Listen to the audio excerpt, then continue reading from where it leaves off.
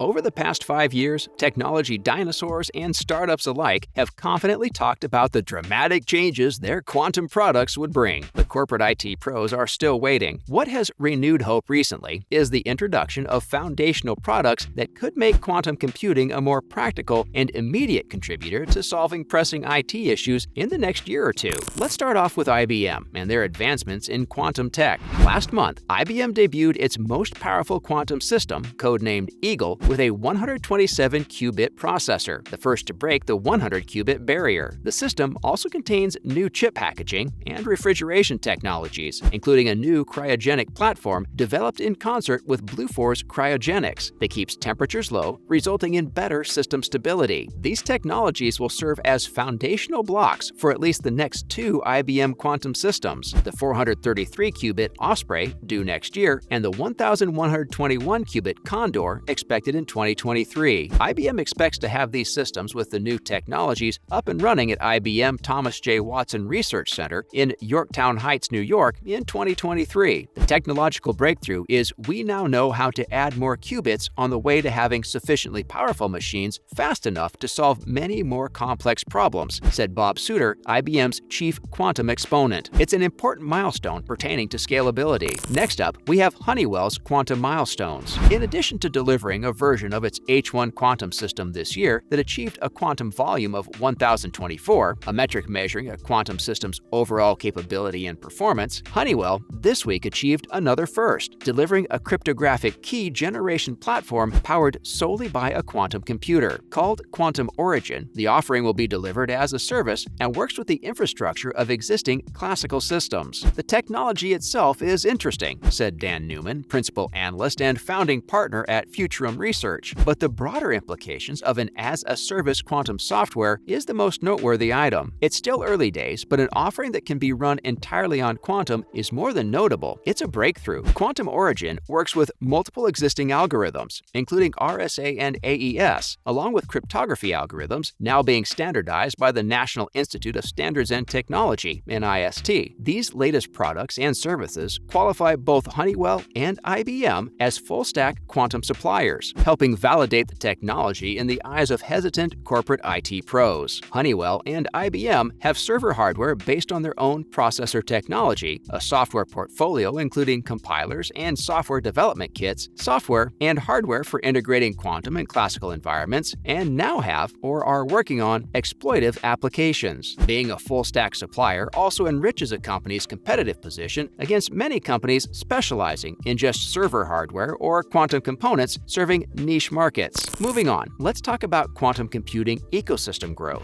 One consultant with an equally optimistic view believes that increased interest in quantum computing over the next few years leaves the door wide open for both full stackers and niche players alike. One example of a new quantum computation material came from IonQ Inc. this week. The company unveiled plans to use barium ions as qubits in its upcoming quantum systems that will lead the way to more advanced quantum architectures. Future systems will not only be faster because of this advance, but also more easily interconnected to extend uptime for corporate users and set the stage for developing a broader array of applications, IonQ said. Perhaps more importantly, barium ions will result in lower error rates, which ensures higher reliability and better state detection, according to IonQ. What could ensure the economic viability of quantum computing development, especially for cash-hungry startups, is the sustained stream of venture capital flowing into the market. In a report released late last month, Constellation Research found that 241 companies in the quantum computing market, spread across 7 market segments, drew some $8.5 billion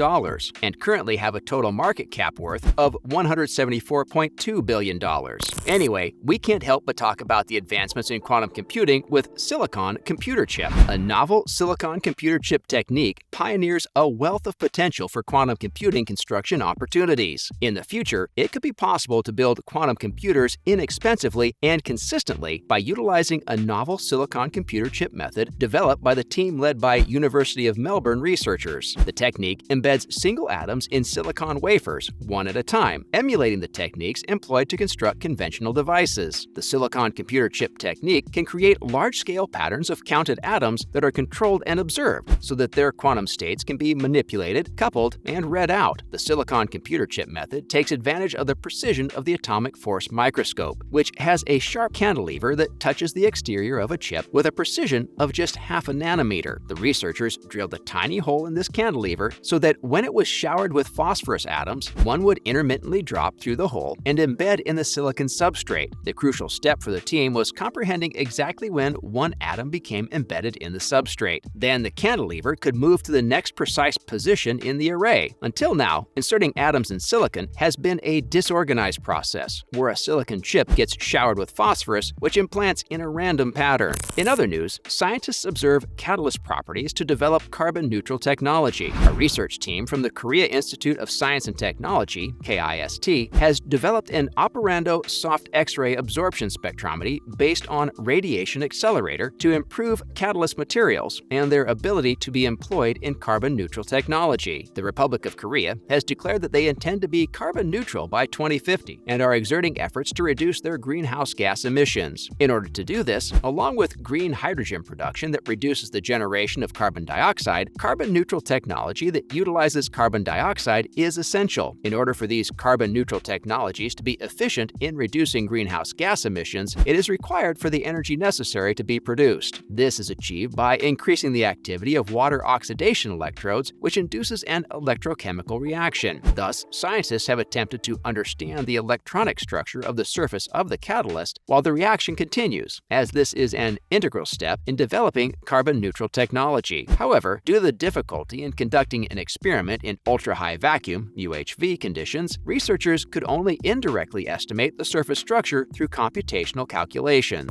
Moving on, scientists are highlighting the importance of green coating technology. Devastating climate change effects have obliged humankind to think differently in order to preserve the planet and every living being. A wide variety of sustainable technologies and services that preserve natural resources have emerged worldwide as a result of environmental research and innovation efforts. We now have developed zero-emission vehicles, smart and more efficient appliances, green packaging made from biodegradable plastic, and even lab-grown meat. However, now scientists are switching focus to sustainable software and green coding. Scientists believe that apps, and anything else that is programmed, can actually be more efficient and require less power to perform their tasks. A group of researchers from the Institute for Systems and Computer Engineering, Technology and Science, INESC-TEC, and the University of Minho are concentrating on making sure the software that we use daily is coded as efficiently as possible. Next up, groundbreaking autonomous mobile robot charges electric vehicles. A novel mobile charging robot developed by Graz University of Technology, Alveri and Arti Robots independently seeks out parked electric vehicles and supplies them with energy. This development aims to promote the widespread use of e-mobility. In theory, for the unique technology to work, the electric vehicle, EV, signals that it requires charging, and the mobile charging robot travels to the EV to supply it with energy, all autonomously and without the need for human intervention. With this technology, current difficulties such as the search for a charging station and worrying about the vehicle's remaining range would no longer be an issue. The prototype for this technology being developed by TU Graz and Alveri and Arti Robots has not yet reached this advanced level, but the first demonstration comes close to this vision. At this time, there is still a way to go before the robot is ready for series production. Currently, the robot relies on connection to a power cable. Weight and cost issues need to be worked out, and sustainability issues need to be addressed. The partners are contemplating the concept of a power supply via ground contacts. At present, it still runs on a separate PC, so software for regulating the robot will also be incorporated. Finally, let's talk about exploring hydrogen's potential as a zero-carbon fuel. As organizations and governments strive towards the global energy transition to a zero-carbon society by 2050, many are looking to alternative fuel solutions. A popular option being explored by many companies is the use of hydrogen as a potential to create zero-carbon fuel. When consumed in a fuel cell, hydrogen produces only water. One company exploiting the benefits of hydrogen power is First Hydrogen, a Vancouver and London-based company committed to designing and manufacturing zero-emission hydrogen-powered solutions in the UK, EU, and North America. The upcoming months are set to form a milestone year for First Hydrogen as the company continues its mission to bring hydrogen-powered vehicles to market. Delivery of First Hydrogen's first 2 lightweight commercial demonstrator vans will be completed in late 2022, with a move to full commercialization set to follow soon after. The vans will use the MAN ETGE as a a donor vehicle and be equipped with the latest generation Ballard FC-Gen LCS fuel cell, giving the vehicles a range of more than 500 kilometers. Could hydrogen be the power of the future? That is all the time we have for today. Thanks for sticking around to the end.